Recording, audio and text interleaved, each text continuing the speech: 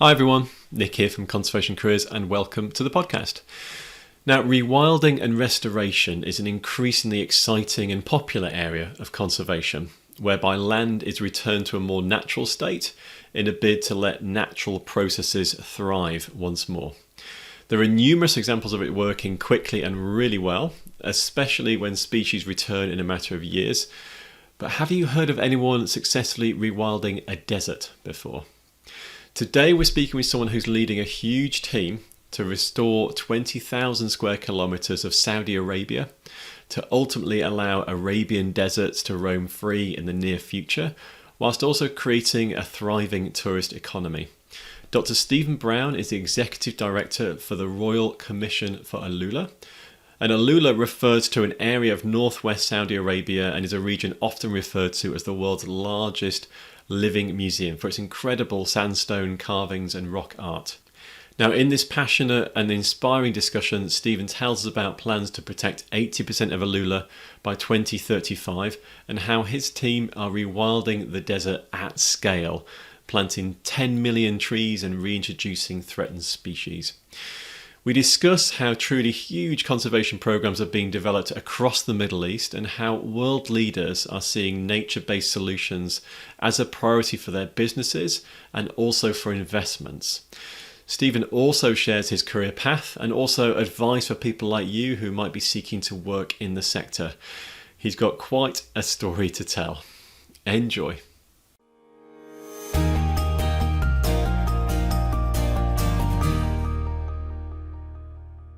I'm Stephen Browne, Dr. Stephen Browne. I'm the Executive Director at the Royal Commission for AlUla. Great. Well, welcome, Stephen. Thank you for joining the Conservation Careers podcast. It's nice to be talking and nice to be connecting. I was just saying prior to the call, I feel like I've known your name and sort of slightly followed your career for a number of years. So it's nice to be meeting properly and chatting things through.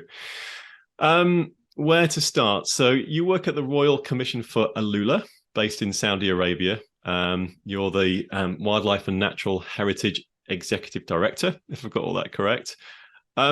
Let's start with what or where is AlUla? What is this place that you're seeking to conserve that you're working in right now? So this place in AlUla. So AlUla in itself is a county. It's a county within the province of Medina in northwest Saudi Arabia. So right. It's about 200 kilometers in from the Red Sea, and it runs up sort of north towards Jordan. It's probably about 300 kilometers south of the Jordanian border. So very much in the sort of top northwest corner of Saudi Arabia. And AlUla itself, I mean, as I say, it's a county, but Saudi Arabia is a big country. So in that it's a county, it's actually about 25,000 square kilometers, which I think is I know people use this all the time, but it's about the size of Belgium, right? Gosh. Or the size of Switzerland, or 3 times the size of Cyprus. I learned the other day. So it's a big chunk of land. It's one of these things that it's called a giga project. So it's a project where in Saudi Arabia, the Crown Prince, His Royal Highness the Crown Prince, Prince Mohammed bin Salman, he made a decision to move Saudi Arabia's dependency and its incomes away from oil and divest the economy. And one thing he had a great vision in seeing was tourism. And he created this thing called the Saudi 2030 vision. The vision is an aspiration that everybody's got behind in Saudi Arabia. And what I liked to hear the other day was that the vision is not the Crown Prince's vision anymore. It's the Saudi people's vision. And it's the vision that people like myself can adopt, because I'm now here to help implement this vision.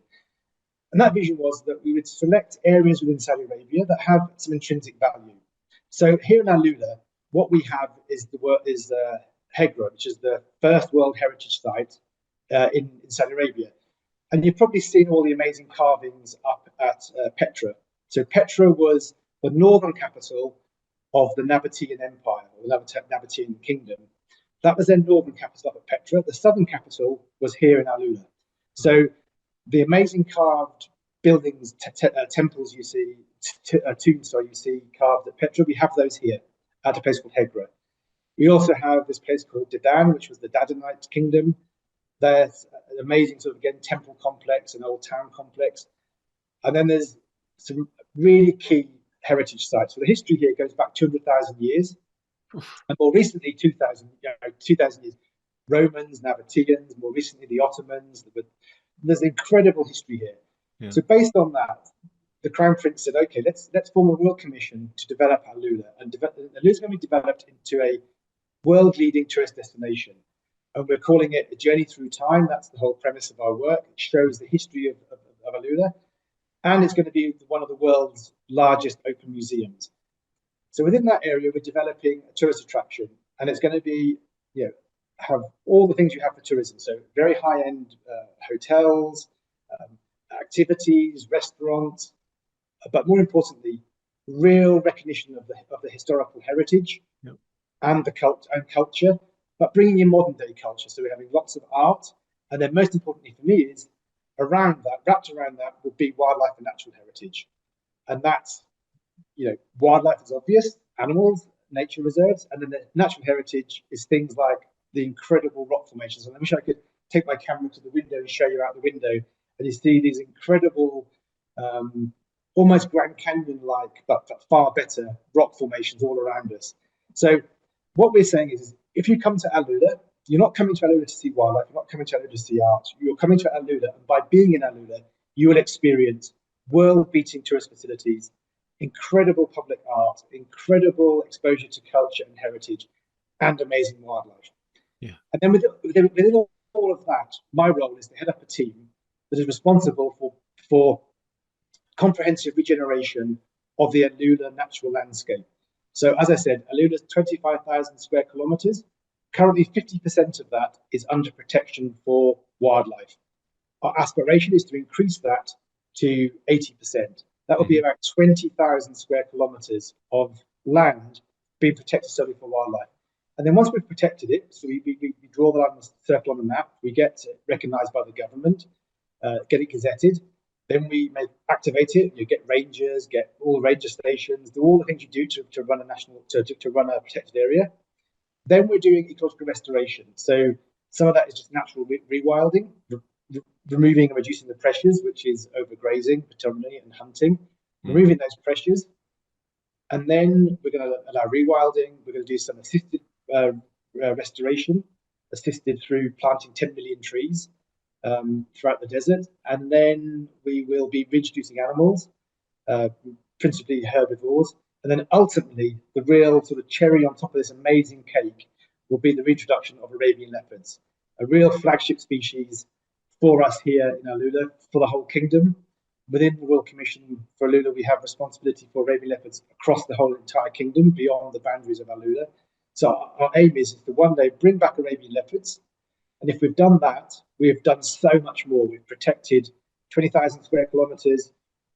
We've restored this area. We've brought back the wildlife. We've brought back functioning ecosystems. We've hopefully brought back climate resilience. We've achieved so much. Yeah. As you can tell, Nick, there's a lot to do here. It's a big area, and I can talk for hours. So I'll draw breath there and let you perhaps ask me another question. Yeah. Or if you want to, or I'll draw breath, have a quick sip of water, and then I'll perhaps carry on with the next chapter of this story. Well, it's a fascinating story, yeah, and you're covering so much. I don't know even where to start with the questions, really. I think I'd like to know a little bit more about the wildlife and the natural history of AlUla. Like, what was it like in the past?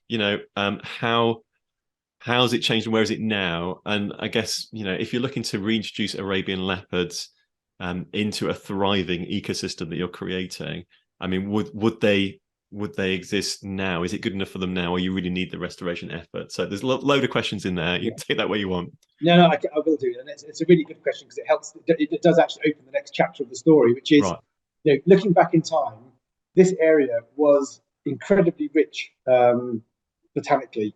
It was.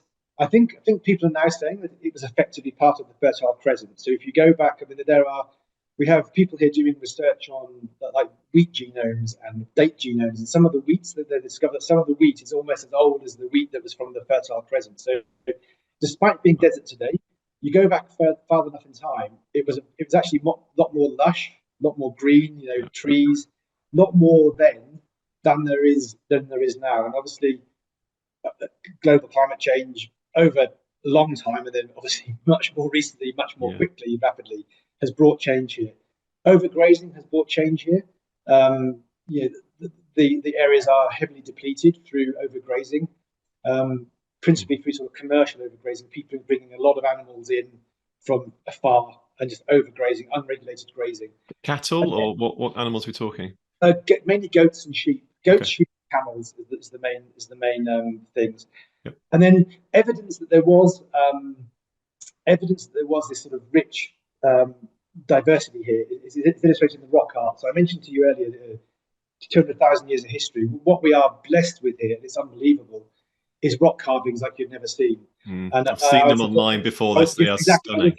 I would suggest that anybody who's unfamiliar with AlUla, they should type into Google. Other search engines are available. Go into Google, search AlUla, search for rock carvings, and just look what we have here in AlUla. And these rock carvings are a real inspiration. I mean, there's huge tablets with numbers of ostriches on them, with lions, with cheetahs, with the Arabian leopard, wow. with extinct animals. Some of these extinct bovids. Is it aurak? I should have learned what it's called. I think it's called aurak. It's one of the old sort of bovid species that's now gone extinct, and those are depicted on these carvings, which shows how rich it was here. Yeah. Also, what's really interesting here is we have a cave system. So part of the area to the south it's volcanic, and they have all these volcanic lava tubes. In those lava tubes, there are skeletons of animals which we believe have been now extinct. It's such amazing history here. Even just to the north of us, the government department, the National Centre for Wildlife, they discovered 16 mummified corpses of cheetahs. So this was a really rich area. Now it's not that now. It is, if you go into the desert, it is desert. Beautiful desert with beautiful canyons, but it is desert and there is not much vegetation. But what we did was one of our reserves was really depleted. It's called Sharan, and we really needed to sort of do something really quickly. We needed to sort of stick a band-aid on here, otherwise, we might lose everything. Yeah. So a very bold decision was taken to fence the entire reserve, and it's 1,250 square kilometres. So we put a fence up, which was 250 kilometres long fence, completely encircled it. Now I know that's really old school fortress conservation, not to be encouraged today, but that was absolutely needed in this case because there wasn't many people in the area. There was some sort of illegal farms within the reserve, but it was just being overly used by people outside the area. So we fenced it. Within 18 months of that fence going up, we have been lucky. We have a little bit of rains, and the vegetation now has returned to unbelievable levels, to the point where we're bringing people to come and see what we're doing. And some of these people are like in their 80s, and they're saying, "My God, I haven't seen vegetation like this before in my lifetime." And that just shows the power of just reducing those pressures on the land. It has bounced back. Yes, so quickly. Yeah, exactly. It is incredible. So we're really hopeful that by allowing wild regeneration, it will bounce back. But with the best will in the world, we want results quickly. We have a very good, ambitious target to meet. So we realise that in order to achieve those targets, we need to sort of assist Mother Nature, so to speak.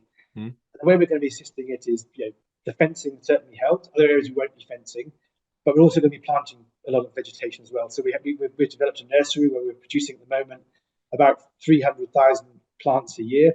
We collect the seeds from the reserve. We grow them in the nursery. We bring them on, and already within 8 months, we've gone from seeds to seedlings already planted back into the reserve.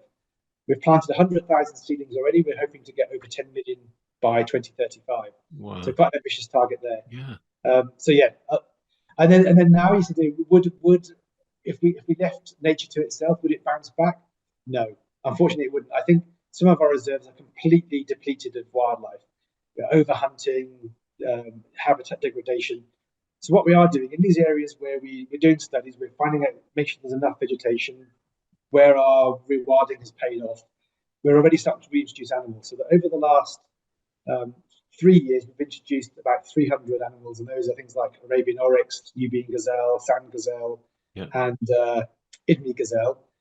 And this year, we're hoping to up the ante a bit. We're going to hopefully go for at least 1,000, hopefully more than that, to be released this winter to really assist things and get things moving quickly. Yeah, it's astonishing and so exciting. Yeah, and I can sort of see the passion and energy coming from you as well. You've been in place, according to LinkedIn, 1 year, 2 months. Maybe it's longer, maybe it's less. I don't know. Uh,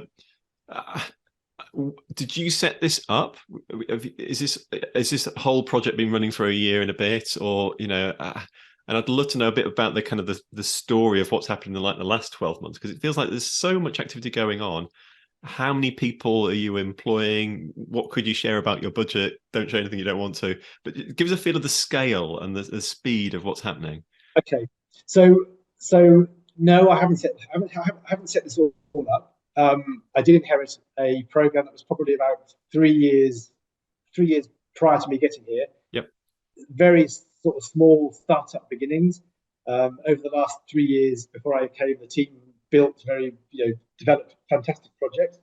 I've been very lucky to come in, inherit a great team, inherit a great program of work, Yep. inherit great resources, and very the most amazing thing is such great leadership. So we have the vision, and somebody said to me, I heard a great saying the other day, which was a vision is a dream with a work plan, and what we have here is a work plan. We have a very ambitious targets. We have Yep. KPIs.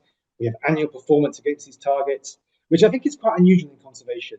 Yeah. We'll talk about where I came from maybe later on, but Yeah. my background is very much NGO. So working for a sort of almost corporate-based government entity in Saudi Arabia is a completely different world for me. Yeah. But boy, it's an amazing world, and part of me wishes that a lot of conservation was like-minded, like we have here. Yeah. Very very strong targets, very clear work plans, very clear phasing. Yeah. But where we are blessed is we have that very clear vision. We have a very clear leadership. We have very clear support from our leaders, and we have the resources. And maybe we'll talk about. You mentioned about budgets. I perhaps won't disclose the size of the budget, Of course. because it is a very big number. Yeah. But it is because we have some very ambitious projects. So we've created. I mentioned to you, we create. And your question about what's been created in the last 12 months. So since I've been here in the last 12 months, I am merely the director. My team are the guys getting their hands dirty, doing the real work. Yeah. I'm just helping them. I'm facilitating them and giving them what they need. So since I've been here, we've planted about 70,000 trees. We've developed this nursery. The nursery's gone from maybe I mentioned that really, but brownfield site to a functioning nursery in 8 months, producing 300,000 seedlings that we have at the moment to plant out later this year. We've been very lucky with our breeding facility at Taif. So about 700 kilometres from here, there's a place called Taif, and it was a facility owned by the National Centre for Wildlife, the Saudi agency responsible for wildlife. Within AlUla, we have responsibility. Sorry, within the Royal Commission for AlUla, we have responsibility for Arabian leopard across the kingdom, which maybe I mentioned. Yep. And part of that responsibility means we have a facility with Arabian leopards in it.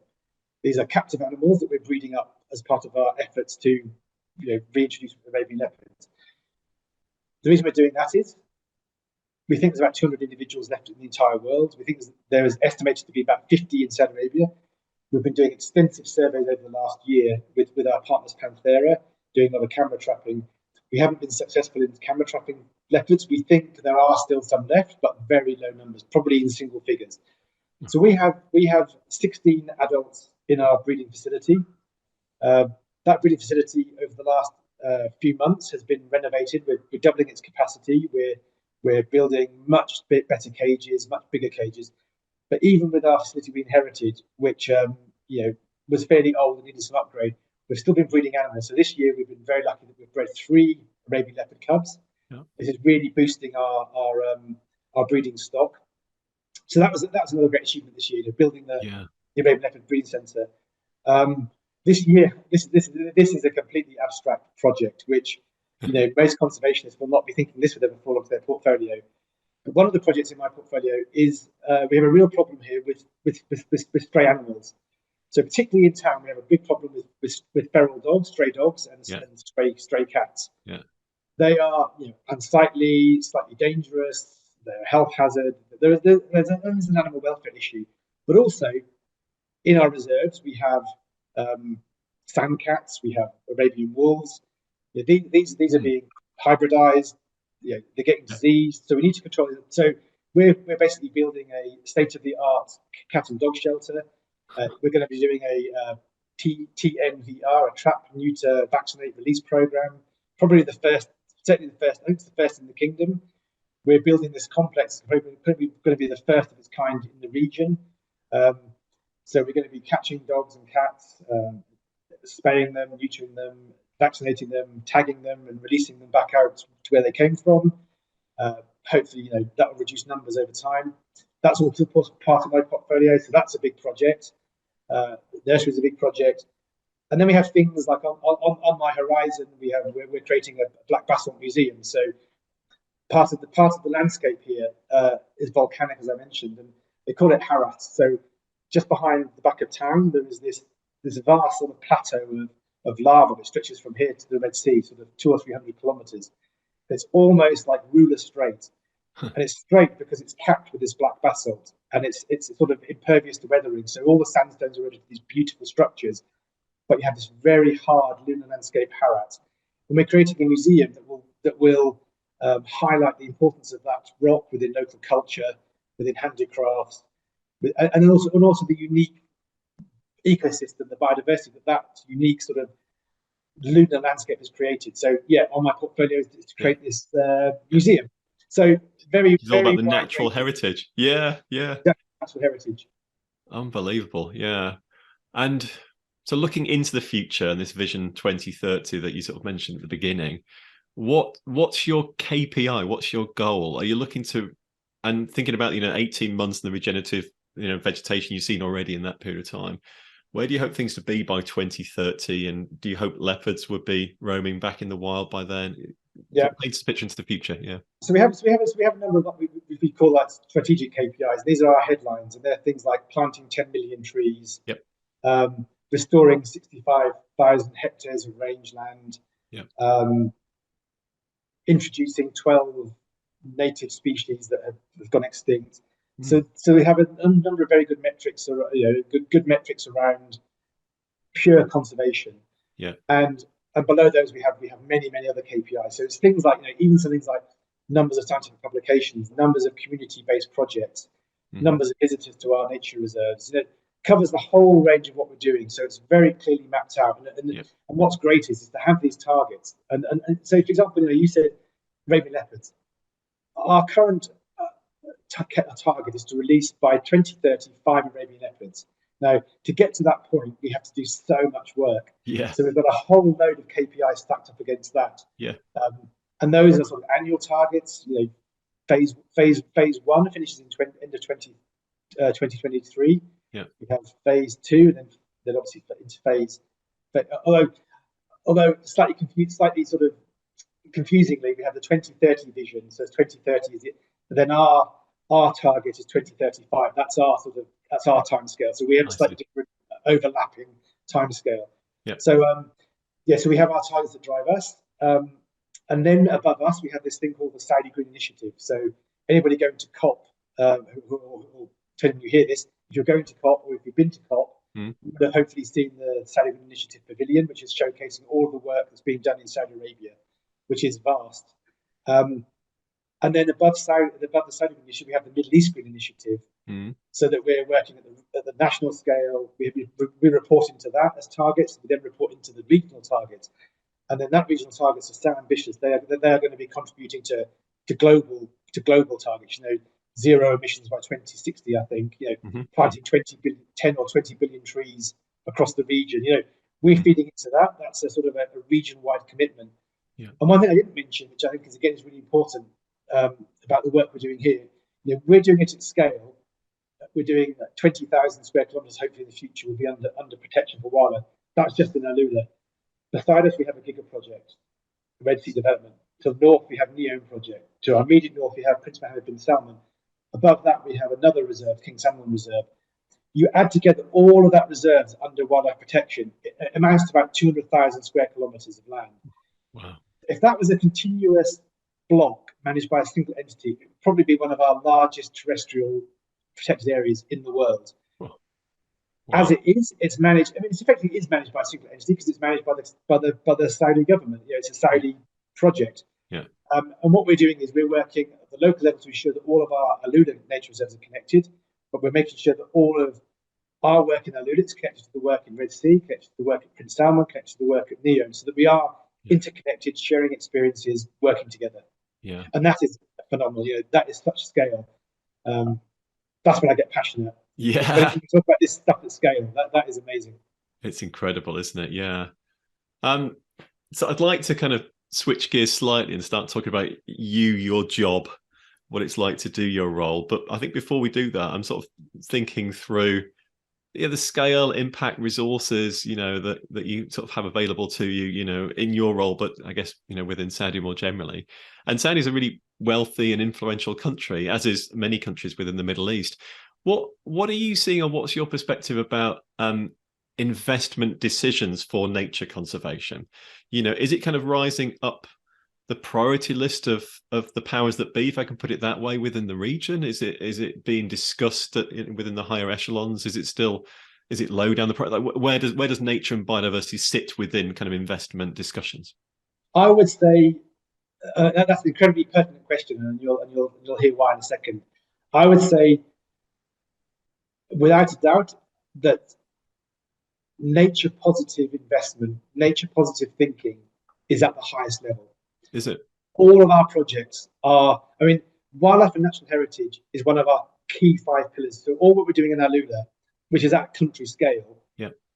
fundamentally central to that is wildlife and natural heritage, alongside heritage and art and other things.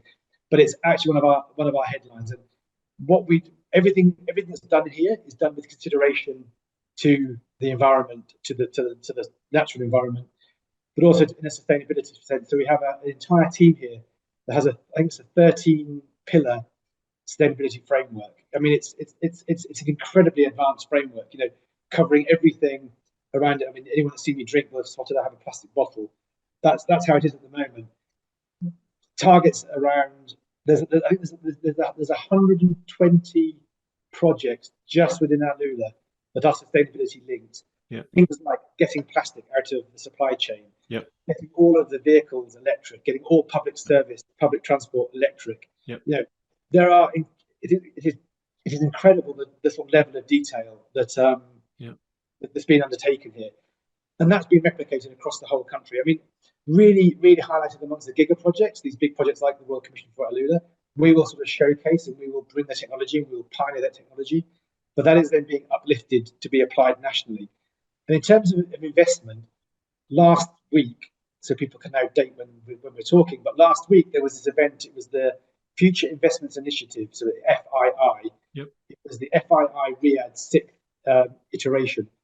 Somebody told me there were 7,000 people there on the first day, and there was apparently 5,000 people waiting in the wings to come when slots were available. I attended sessions where there was there was the CEO of Morgan Stanley, the CEO of Chase, chief executive, not necessarily the CEO, but other executives from Google.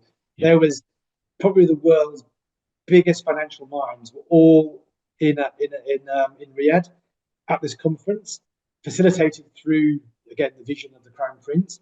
They were all there, and honestly, I moderated a session, and it was like the role of tourism in protecting heritage, nature-based solutions, nature positive. That was the theme running through the whole dialogue of the event.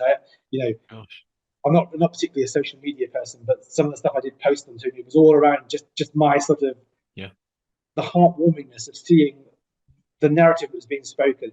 And I think the people that were there and the voices that were speaking were not people that were going to be ignored. They're not people that could just say this sort of stuff and then walk away and just carry on with the day job. These were people who were making serious commitments to a serious audience. So I think there is genuine desire in country to make a change. And to be a leader in this globally. Yeah. Totally. I mean, yes, you alluded to the resources, and there are a lot of resources here in Saudi. A lot of money has been made on the back of oil.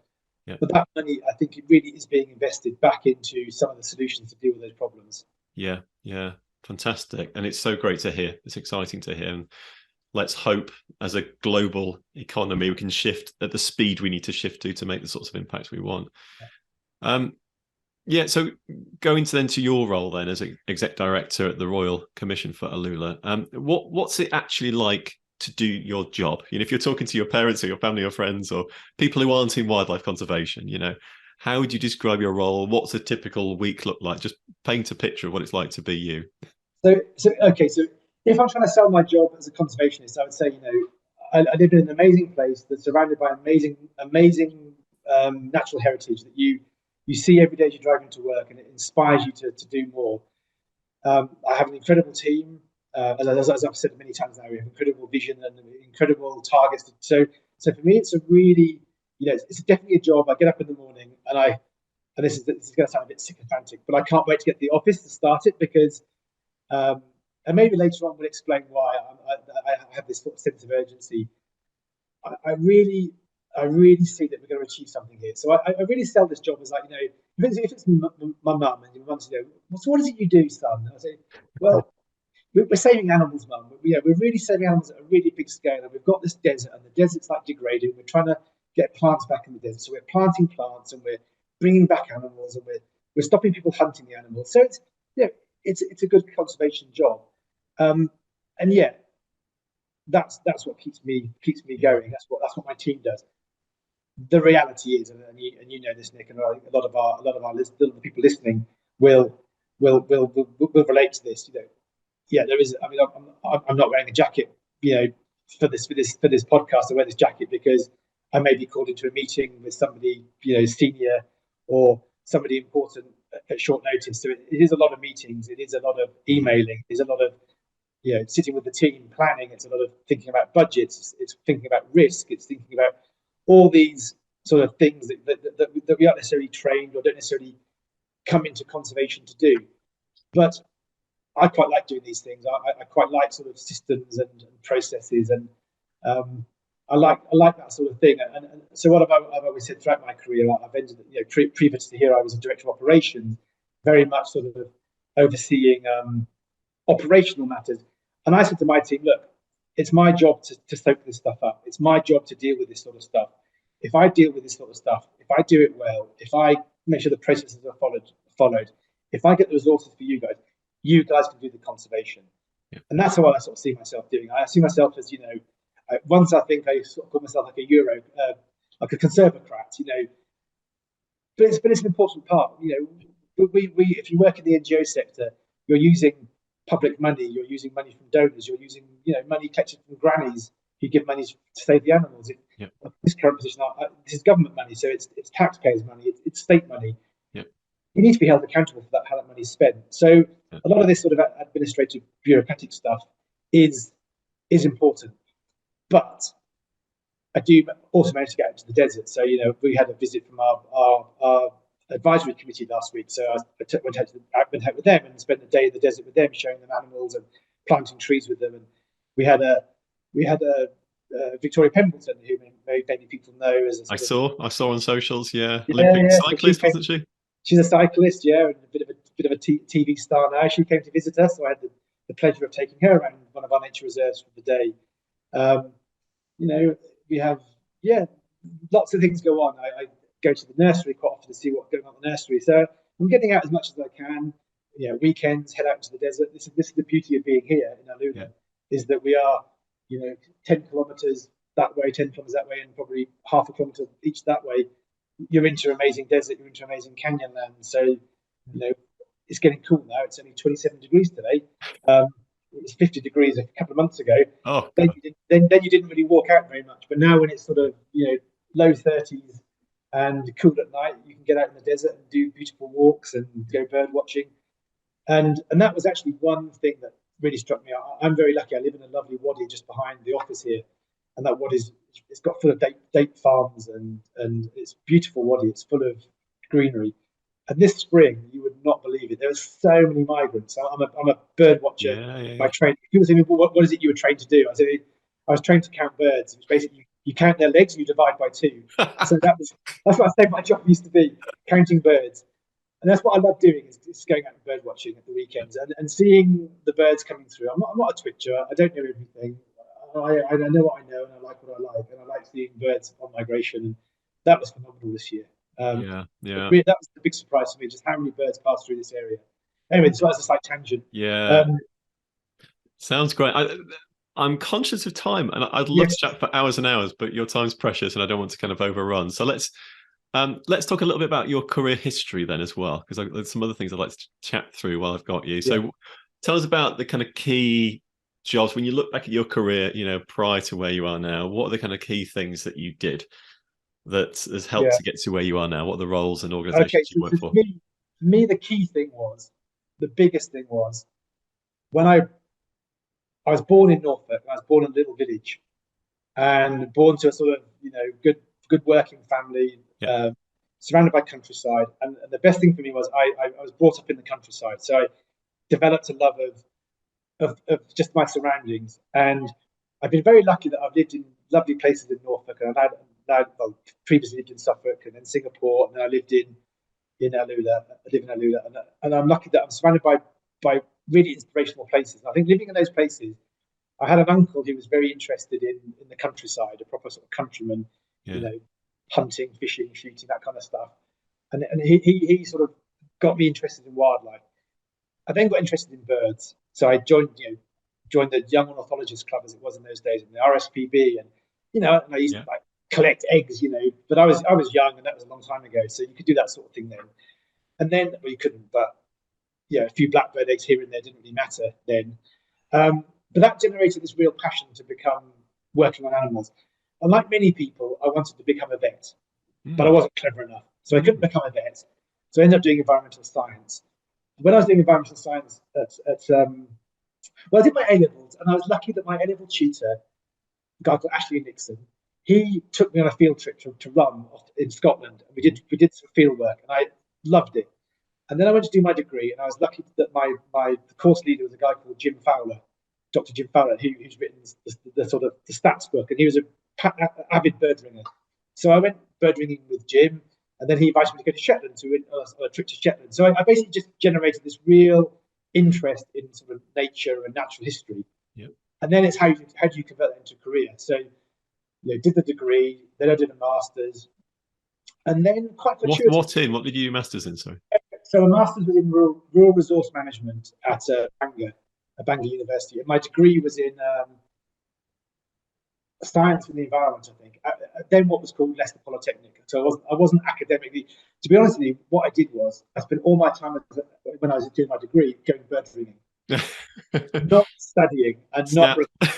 So when it came to doing my exams, I did terribly, and I got a 2-2. So anyway, that's what happened. Couldn't do a PhD, so ended up doing a master's. Ended up quite fortuitously doing some voluntary work at BTO, because my parents lived in Norwich, BTO is in Thetford. Which is the British Trust for Ornithology, for those that are listening. Yeah. Ended up working as a volunteer. Luckily got a job there. Had a great time at the BTO. Absolutely loved it. Made some really good friends that, if it wasn't for change of circumstances, would have been friends for life. BTO was fantastic. Ended up then wanting to do a PhD. Got a really amazing opportunity to go work for the Game Conservancy Trust, working on turtle doves. Now, most people probably know the Game Conservancy Trust now is now called the Game and Wildlife Conservation Trust. Yep. Primarily focused around shooting and farmland management for shooting. But I worked on turtle doves. I had a really great mentor, a guy called Nicholas Abisher. He was a really great, supervisor, great colleague. I worked there for a number of years, working on partridges and turtle doves. Did my PhD on turtle doves. Did a postdoc on disease in partridges. Ended up then through this interest in partridges going to Cambodia, because I supervised the master's student, and this is how things are so fortuitous. So Bill Sutherland at UEA had a student who's been on the podcast, by the way. Yeah. Yeah, he came to work with me doing his placement. He said to me, we have a partridge in Cambodia. You should come and work on this partridge in Cambodia. So I went to Cambodia, fell in love with Cambodia, and met people who were killing partridges because they had to feed their children. Whereas I was working in England for the Game Centre, where people were killing partridges because it was sport. And I thought, you know what? I'm going to work in Asia. Really luckily, got a job with Fauna Flora International. Ended up working in Asia. So I spent 15 years at FFI, Fauna Flora International. Worked with some amazing people, Tony Whitten, the late Tony Whitten, really great guy. He was my sort of boss. for a while, and then unfortunately, as people maybe know, he had a bicycle accident in Cambridge and passed away. But I then became the regional director for the program in Fauna and Flora International, working in some amazing places like Indonesia, China, Cambodia, Vietnam, Laos. I mean, amazing places, doing some amazing conservation with amazing people. Did all of that, and that was fantastic. And a few years ago, I know you won't believe it, Nick, I know that looks so youthful, but a few years ago, I passed 50. And I thought, wow, I'm 50 years old now. I never thought I'd ever get to that day. And, sort of what's next? I could have stayed at the BTO, could have stayed at FFI, sat in the Dave Attenborough building at the same place for the next 15 years, and would have been delightfully happy. The fantastic job. Got approached by a circuitous route for this job in Saudi Arabia. And I thought, whoever wants to work in Saudi Arabia on conservation, it's just desert. What's the interest there? Then COVID happened. And of course, COVID made us all rethink what was going on in the world and what was going on in our lives. And I think COVID was a real moment where I was sort of able to do a bit of a stock take and thought, things can change. Why not do the next big adventure? The next big adventure was here in Saudi Arabia. And as much as it was very heartfelt, or very heartfelt leaving FFI, where I've been for 15 years, and the whole community within the Cambridge Conservation Initiative and all the people within the Dave Attenborough building. It was such a lovely community to be part of, and taking this step into this strange world of Saudi Arabia, which I say to people here now, if you'd have asked me even 5 years ago, where's the hotbed for conservation? You'd say Southeast Asia, Africa, maybe South America. Yeah. No one would have ever said the Middle East, but boy, oh boy, is the Middle East the hotbed now. Yeah. There are some amazing projects. There are some amazing opportunities, really achieving great stuff. So I'm really pleased I took the step over here. It's really made me think, 50, more like coming on 20, giving me a real sort of because this is there is some amazing things to be done here. So that's the route I've taken. Such an interesting story. Yeah. What do you think the charity sector could learn from the corporate sector or the government, civil service sector? You've sort of talked about that earlier on. I wouldn't mind sort of circling back on the idea of contrasting. I think it's not treating staff well, because of course the NGOs treat staff very well. But the bottom line is, things like salaries, things like working conditions, career progression, training. Yeah. These are kind of things that you just take for granted. Honestly, in the corporate sector, the one question is government, but it's very much corporate based. Yeah. So it is things like, and it's really silly things. And this is going to sound really bad, Nick, but I used to work in Cambridge, live in Cambridge, and then fly to Hanoi. Sometimes that would take 24 hours. That used to be killing. Yeah. But you did it because you're in the NGO sector. Now the company flies me business class.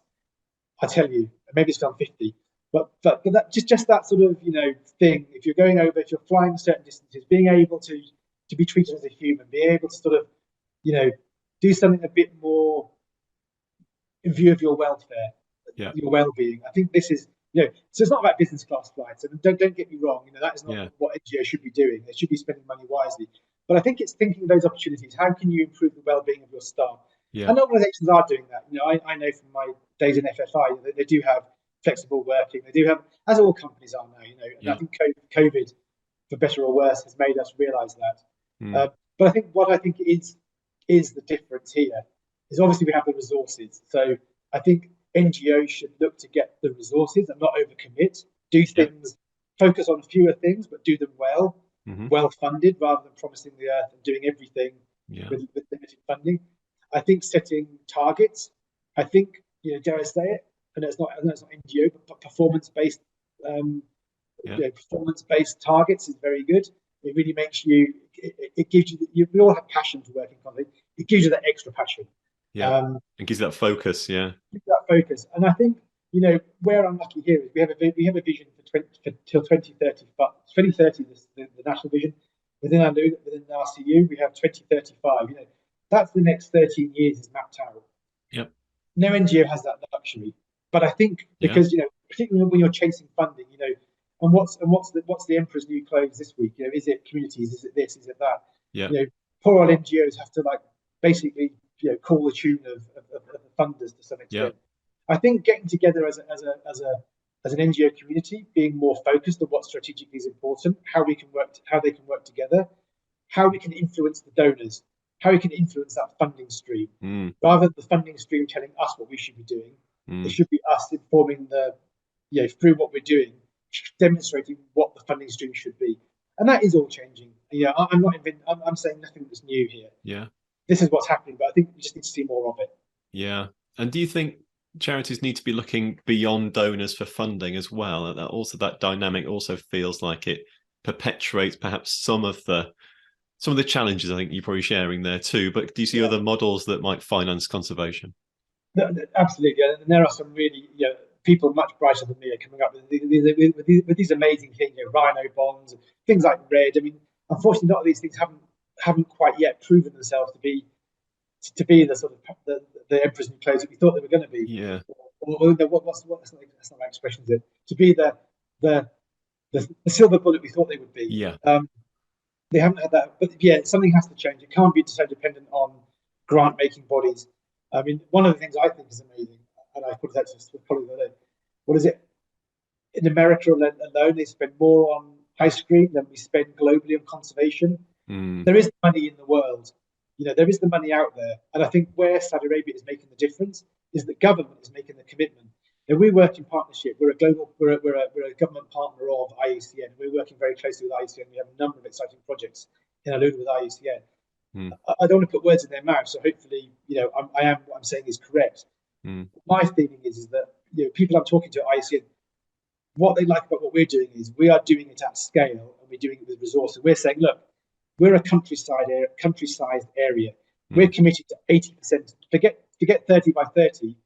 We're doing 80 by 35. We are pledging hundreds of millions of dollars to achieve this. Throughout all of our sustainability framework, throughout all of our comprehensive regeneration in AlUla, we have real commitment. And I think that's the biggest take home for me from the work in AlUla is we are demonstrating. I mean, Saudi Arabia of all countries, who would have ever thought? But Saudi Arabia will demonstrate to the world what political commitment, what financial commitment, what it will result in.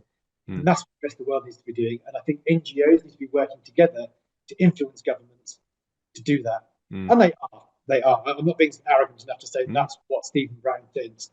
People are doing that, but that's what we need more of. Yeah, fantastic. We've got a couple of minutes left. Maybe one final question, if I can. You talked earlier about urgency, and I kind of wrote that down as a keyword, something you wanted to kind of circle back on. And I wondered, like, how optimistic are you about the future of wildlife biodiversity conservation globally? We hear a lot of doom and gloom. We look at a lot of the figures that come out of reports about biodiversity declines. Obviously it's an urgent topic. It's a topic that's a huge threat to us as a society, as a planet. How do you feel about that? And how do you feel about the future? Are you optimistic?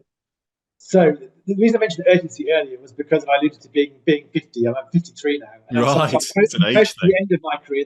So I want to do something that when I'm sort of hopefully lying there at 106 on my deathbed, I'll look back to what I've done in my life and I think, yeah, I played a small part in something. Yeah. When I used to work in Asia, we used to have a lot of projects on tigers, and I sort of said to myself one day, if ever tigers get extinct, in the world, I'm just going to quit conservation. Because if we can't save something as charismatic as the tiger, we might as well just give up. Let's just let humanity kill itself, and let's just let the world repair itself. And in 100 million years' time or a billion years' time, the world will come back in some other form. If we're going to lose the tiger, let's just give up. But we aren't going to lose the tiger. People are doing amazing things that are turning those things around. But there is a degree of urgency. For me personally, because I'm getting older, I want to achieve something.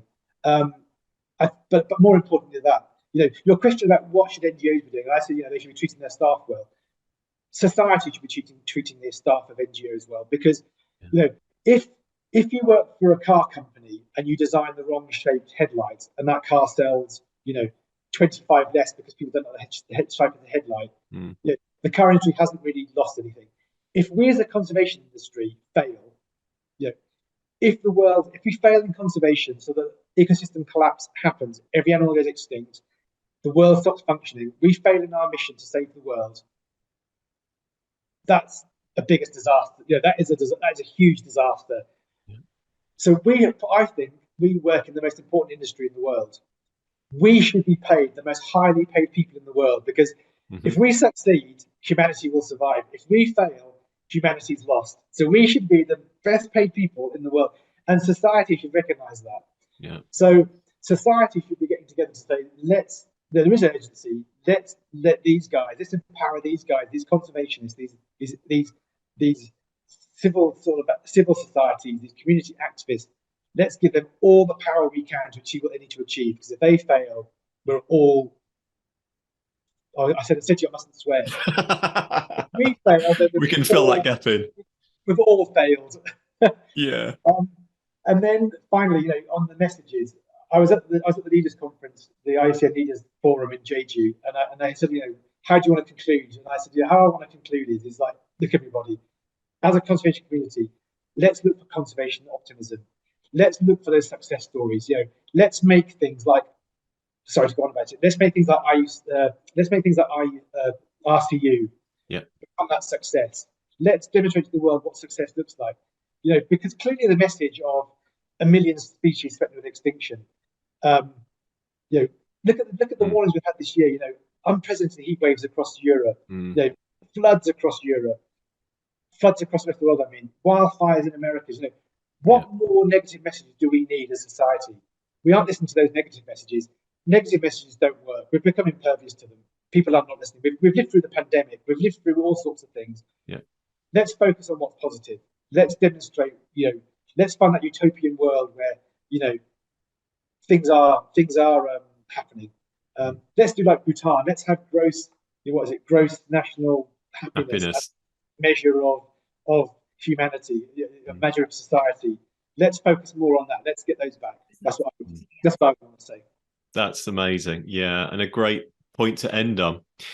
Stephen, Browne, it's been fantastic getting to talk to you, get to know you a little bit more. Thanks for sharing your story, your advice, and all the best with the work you're doing, the exciting work that you're doing out in AlUla. It's amazing. If people want to find out a little bit more about you, the work of the Royal Commission of AlUla and more, where should they go? Where should we send them? There is obviously, like all these things, we have all the social media outlets that we have. So there's obviously all of the RCU websites, the social media platforms, LinkedIn. There are other things available. LinkedIn, what else? Instagram. I'm not really into that sort of stuff, but those that are, we're out there. Follow me on LinkedIn. You can see what I post regularly on what we're up to. Yep. See that. And most importantly, come and visit us. That'd be the best thing to do. Come and visit us and see what we're doing. Come as a tourist. Come as a conservationist. And Nick, as you know, we connected. As you say, we've crossed paths and not quite knocked each other for many years. What brought us together was me advertising on your website, on your fantastic site. And as I told my people here, if we're going to advertise on one side, go to that site. It's the world-leading site. We've posted a number of jobs with you. There are a lot of opportunities here. If people want to come and join us, look at your site, see what jobs we're posting. Yeah, absolutely. Yeah, great opportunities as well, and great to be working with you. Thanks again, Stephen. You have a great day, and thanks again for sharing your story. Great, and you too. Thanks, Nick. Thank you so much indeed.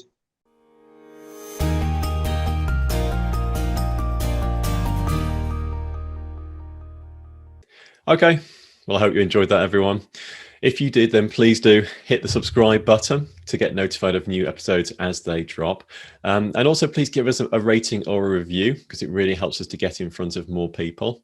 Now, if you want our help to get clear and get started and get hired as a professional conservationist, I recommend you enroll in our free online training program, exploring how to get a conservation job. So if you're a student, a job seeker, or a career switcher, you'll learn the golden rule about how to get started, the key mistakes to avoid, and also we'll answer your biggest questions. You can check that out at conservation-careers.com/free. See you soon.